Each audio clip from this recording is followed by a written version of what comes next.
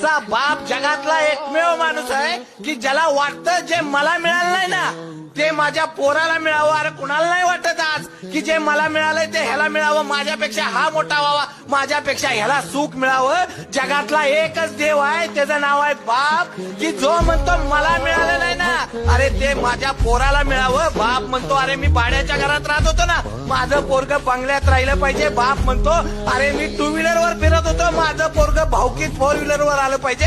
अरे बाप म्हणतो मी दुसरीकडे कामाला जात होतो ना पण माझ्या पोराला चांगली नोकरी लागली पाहिजे.